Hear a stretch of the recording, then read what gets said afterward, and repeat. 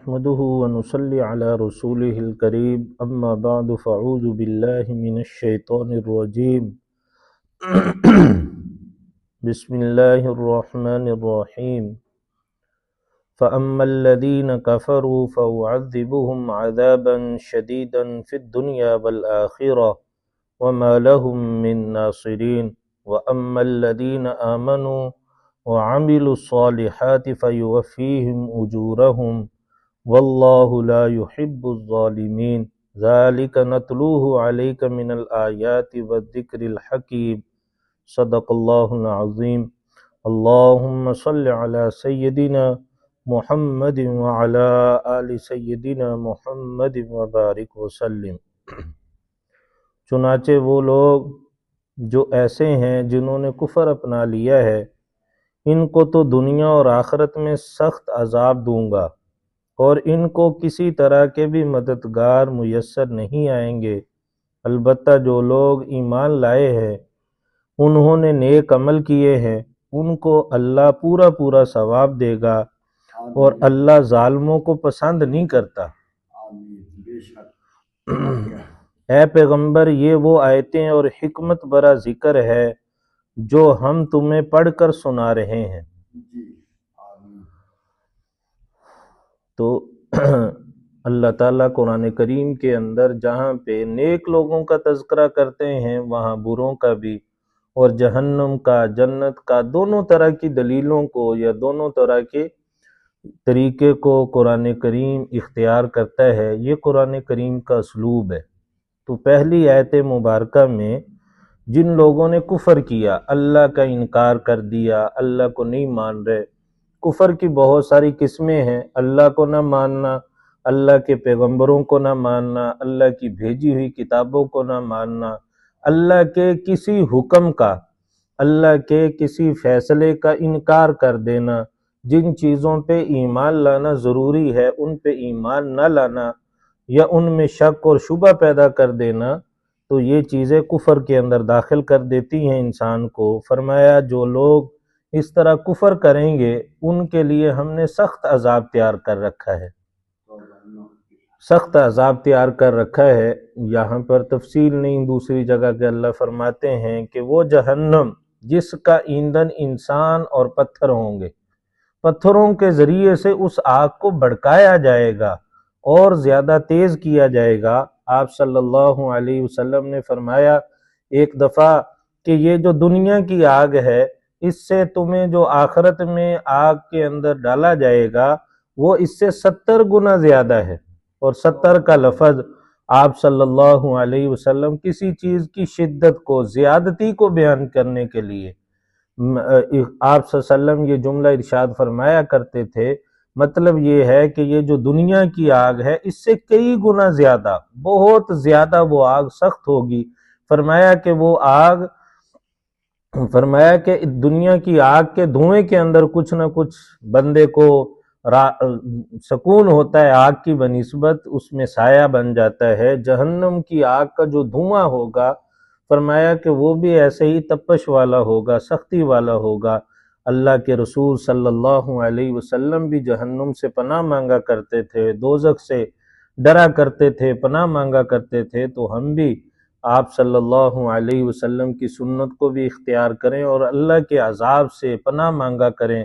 وَأَعُوذُ بِكَ مِنَ النَّارِ، آپ صلی اللہ علیہ وسلم نمازوں کے بعد جو مسنون دعائیں ہیں ان میں ایک دعا اللہم اجرنی من النار، اے اللہ مجھے جہنم کی آگ سے بچا، یہ آپ صلی اللہ علیہ وسلم اختیار فرمایا کرتے تھے۔ اور علماء نے لکھا ہے جو بندہ فجر کی نماز کے بعد 7 دفعہ اس دعا کو پڑھے گا اور مغرب کی نماز کے بعد پڑھے گا، اگر اس دن کے اندر وہ انتقال کر جاتا ہے، صبح کو پڑھی، دن کو انتقال کر گیا، تو اللہ اس کو جہنم کی آگ سے بچائیں گے۔ اور جو شام کو پڑھتا ہے مغرب کے بعد، تو رات کے اگر اندر اس کا انتقال ہو گیا تو اللہ اس کو رات کے وقت اگر اس کا انتقال ہو جاتا ہے اسی رات میں، تو اللہ اس کو جہنم کی آگ سے بچائیں گے۔ تو مغرب کے بعد اور اسی طرح فجر کی نماز کے بعد جیسے بندہ نماز پڑھتا ہے ویسے ہی 7 دفعہ اس دعا کو یا 11 دفعہ پڑھ لینا چاہیے۔ تو فرمایا کہ دنیا کے اندر بھی اللہ دیتا ہے اور آخرت کے اندر بھی۔ کافر لوگ دنیا میں بھی سکون میں نہیں ہوتے کہ ان کو اللہ کی طرف سے بے سکونی، بے اطمینانی اور خوف ہر وقت ان کے اوپر رہتا ہے۔ آخرت کے اندر بھی ان کو فرمایا کہ سزا اور عذاب ملے گا۔ وَمَا لَهُم مِّن نَاصِرِينَ، اور ان کے لیے کوئی مددگار بھی نہیں ہوگا۔ کوئی دنیا کے اندر جیسے کوئی پریشانی آتی ہے، بندہ رجوع کرتا ہے اپنے رشتہ داروں کی طرف، دوستوں کی طرف، کسی بڑے کے ساتھ سفارش ہوتی ہے، کوئی تعلق ہوتا ہے، بندے کو مدد مل جاتی ہے۔ فرمایا آخرت کے اندر ایسا کوئی معاملہ نہیں ہوگا۔ ایسے کافر لوگ جو اللہ کا انکار کرنے والے ہیں، ان کا کوئی مددگار حمیتی بھی نہیں ہوگا کہ ان کو اللہ کے عذاب سے بچا سکے۔ وَأَمَّا الَّذِينَ آمَنُوا، اور البتہ جو لوگ ایمان لے آتے ہیں، ایمان کے جو تقاضے ہیں ان کو پورا کرتے ہیں، وَعَمِلُوا الصَّالِحَاتِ، اور نیک اعمال اختیار کرتے ہیں۔ ایمان کے ساتھ ساتھ نیک عمل بھی ضروری ہیں۔ بعض لوگ کہہ دیتے ہیں کہ جی ہم تو مسلمان ہیں، کلمہ پڑھا ہوا ہے، ہم نہیں جنت میں جائیں گے تو کون جائے گا؟ تو یہ ایسی بات نہیں ہے، ساتھ ساتھ نیک عملوں کو بھی شرط ہے۔ سورہ عصر جس کے بارے میں فرمایا کہ اگر قرآن پاک نہ بھی ہوتا، صرف سورہ عصر ہی اللہ تعالیٰ ایک والعصر یہ صورت اکیلی اللہ نازل کر دیتے، انسان کی کامیابی کے لیے یہی ایک صورت ہی کافی تھی۔ اللہ کی مہربانی ہے، اللہ کا فضل ہے کہ اللہ نے پورا قرآن اتارا انسانوں کو سمجھانے کے لیے، بتانے کے لیے۔ تو اس صورت کے اندر اللہ فرماتے ہیں والعصر ان الانسان لفی خسر، قسم ہے زمانے کی، سارے کے سارے انسان گھاٹے میں ہیں، نقصان میں ہیں۔ کون بچیں گے؟ الا الذین آمنوا، وہ لوگ جو ایمان لے آتے ہیں، وعملوا الصالحات، اور نیک اعمال اختیار کرتے ہیں۔ ایمان کے ساتھ عمل صالح بھی ضروری ہے۔ ہم آپ صلی اللہ علیہ وسلم کی سیرت دیکھ لیں، صحابہ کی زندگی دیکھ لیں، تابعین، تبع تابعین، علماء دین، بزرگان دین، ان کی زندگی کو دیکھیں تو کوئی بھی ایسا نظر نہیں آئے گا کہ جس نے نیک عملوں کے اندر سستی کی ہو۔ ہر نیک عمل کو وہ بھاگ بھاگ کے، چھوٹی سی چھوٹی نیکی کو بھی بڑی اہمیت کے ساتھ، بڑے ذوق اور شوق کے ساتھ کیا کرتے تھے، اور اللہ کی نافرمانی سے بچا کرتے تھے جو نیک عملوں کے اندر داخل ہے۔ نیکیاں کرنا اور گناہوں کے کاموں سے بچنا، اللہ کی نافرمانی سے بچنا، یہ عمل الصالحات ہیں۔ فَيُوَفِّيهِمْ أُجُورَهُمْ، فرمایا ایسے لوگوں کو ان کا اجر پورا پورا اللہ دیں گے۔ جو ایمان لے آئے، نیک عمل کیے، ان کا اجر ان کے ہاں پورا پورا اللہ تعالیٰ ان کو دیں گے۔ وَاللَّهُ لَا يُحِبُّ الظَّالِمِينَ، اللہ ظلم کرنے والوں کو پسند نہیں کرتا، جو اپنی جانوں پہ ظلم کرتے ہیں گناہ کر کے، اور اللہ کی نافرمانی کرتے ہیں، کفر اختیار کرتے ہیں، یہ حقیقت میں اپنے اوپر ظلم ہے، اپنی جان پہ ظلم ہے۔ ذَلِكَ نَتْلُوهُ عَلَيْكَ مِنَ الْآيَاتِ وَالذِّكْرِ الْحَكِيمِ، فرمایا کہ یہ وہ چیزیں ہیں، آیتیں ہیں، حکمت برا ذکر ہے پیغمبر صلی اللہ علیہ وسلم، جو ہم آپ کو پڑھ کر سنا رہے ہیں۔ اللہ تعالیٰ اپنے محبوب صلی اللہ علیہ وسلم کے ذریعے سے بتا رہے ہیں، لوگوں کو سمجھا رہے ہیں کہ یہ اصل حقیقت ہے، نصیحت ہے، تم اس سے نصیحت پکڑو اور ان چیزوں کو اختیار کرو جو اللہ چاہتے ہیں۔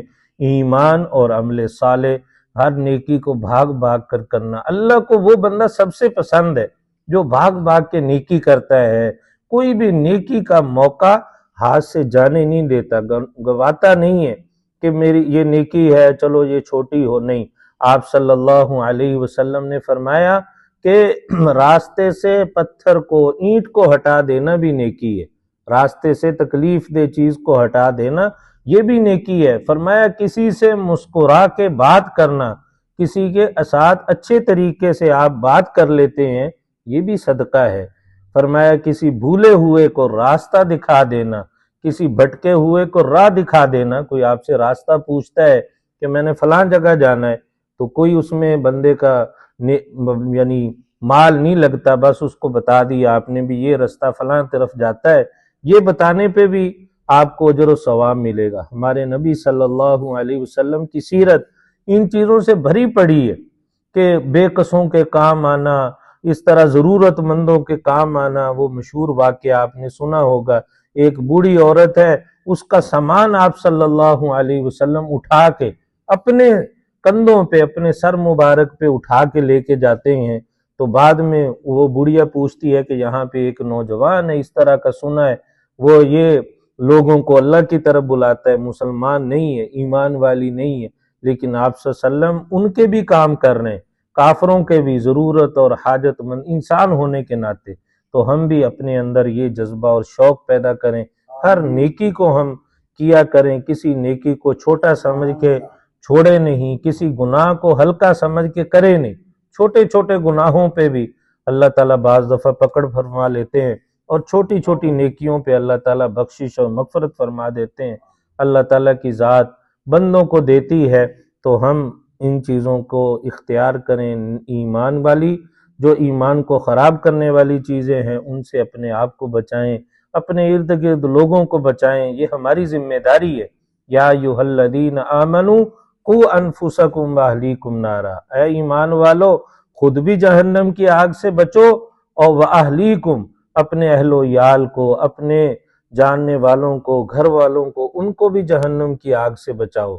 تو یہ حکم ہے اللہ تعالیٰ کا بچانے کا۔ ہم خود بھی اپنی خیر خواہی، خود بھی نیک اعمال، دوسروں پہ بھی نیک اعمال کی ترغیب دیں، خود بھی گناہوں سے بچیں، دوسروں کو بچانے کی فکر اور کوشش کریں۔ اللہ سے دعا ہے اللہ تعالیٰ ہم سب کو ان تمام باتوں پہ، تمام چیزوں پہ اللہ عمل کی توفیق عطا فرمائے۔ اللہ ہم سب کو، تمام مسلمانوں کو قرآن کریم پڑھنے کی، سمجھنے کی، عمل کرنے کی اور پھر دوسروں تک پہنچانے کی اللہ تعالیٰ توفیق عطا فرمائے۔ آمین۔ الحمدللہ رب العالمین، والصلاة والسلام علی اشرف الانبیاء والمرسلین، لا الہ الا انت سبحانک انی کنت من الظالمین۔ یا اللہ ہم سب کی تمام خطاؤں سے درگزر فرما، یا اللہ تمام گناہوں کو معاف فرما۔ یا اللہ ہم نے اپنی جانوں پہ بہت ظلم کیا، یا اللہ آپ کو ناراض کیا، یا اللہ آپ کی نافرمانی کی، یا اللہ تو ہماری تمام یا اللہ کرتوتوں سے، تمام چیزوں سے واقف ہے، یا اللہ تو ہماری آنکھوں کی خیانت، دلوں کے راز بھید کو بھی جانتا ہے، یا اللہ آپ سے چھپی ہوئی کوئی چیز نہیں۔ یا اللہ اپنی رحمت سے، اپنے فضل سے ہم سب کو معاف فرما۔ یا اللہ اس مبارک مہینے کے صدقے، یا اللہ روزوں کے طفیل، یا اللہ ہم سب کی بخشش و مغفرت فرما۔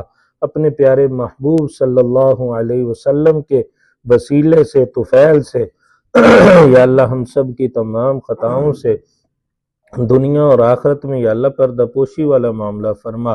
یا اللہ آنے والی زندگی کو گزری ہوئی زندگی سے بہتر فرما۔ ہم سب کو قرآنی، ایمانی، اسلامی یا اللہ زندگی گزارنے کی توفیق عطا فرما۔ جیسا آپ چاہتے ہیں، آپ کے حبیب صلی اللہ علیہ وسلم چاہتے ہیں، یا اللہ ویسا ہم سب کو بننے کی توفیق عطا فرما۔ اعلیٰ اخلاق، اعلیٰ کردار نصیب فرما۔ یا اللہ نیک اعمال یا اللہ زیادہ سے زیادہ ہم سب کو کرنے کی توفیق عطا فرما۔ یا اللہ گناہوں سے، نافرمانیوں سے یا اللہ ہم سب کو چھٹکارا عطا فرما۔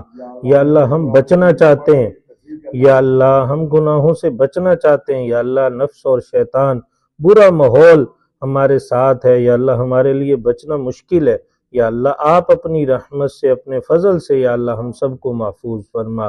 یا اللہ ہم سب کی تمام پریشانیوں کو دور فرما، تمام ضروریات کو، حاجات کو یا اللہ اپنے غیبی خزانوں سے پورا فرما۔ روحانی جسمانی بیماریاں دور فرما۔ جو مسلمان بیمار ہیں گھروں میں، ہسپتالوں میں، جہاں کہیں، یا اللہ سب کو صحت، تندرستی، عافیت والی، نیک اعمال والی لمبی زندگی عطا فرما۔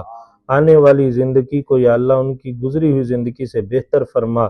یا اللہ قرض داروں کو قرض سے یا اللہ نجات عطا فرما۔ یا اللہ جو بیمار ہیں ان کو یا اللہ بیماری کو صحت والی نعمت میں تبدیل فرما۔ جو بے اولاد ہیں نیک سال اولاد عطا فرما۔ ہم سب کو خیر کی چابی بنا، شر کا تالا بنا۔ یا اللہ دوسروں کے لیے ہم سب کو خیر خواہی کرنے والا، نفع رسانی والا بنا۔ یا اللہ اس رمضان المبارک کے مہینے کو ہم سب کے لیے بخشش کا، مغفرت کا، یا اللہ نجات کا ذریعہ بنا۔ یا اللہ اس رمضان المبارک کو ہماری زندگی کا، پچھلے جتنے بھی رمضان المبارک آئے ان سب کا یا اللہ کفارہ بنا۔ سب رمضانوں سے اس رمضان المبارک کو یا اللہ بہتر فرما۔ نیک اعمال کے ذریعے سے، تلاوت کے ذریعے سے، روزہ تراویح کے ذریعے سے، دوسروں کی خیر خواہی، ہمدردی کے ذریعے سے یا اللہ ہم سب کو اس رمضان المبارک کو یا اللہ آباد کرنے کی یا اللہ توفیق عطا فرما۔ قرآن کریم کو ہم سب کے دلوں کی بہار بنا۔ ربنا تقبل منا انک انت السمیع العلیم۔ صلی اللہ تعالی علی خیر خلقہ محمد وآلہ وصحابہ اجمعین، آمین آمین۔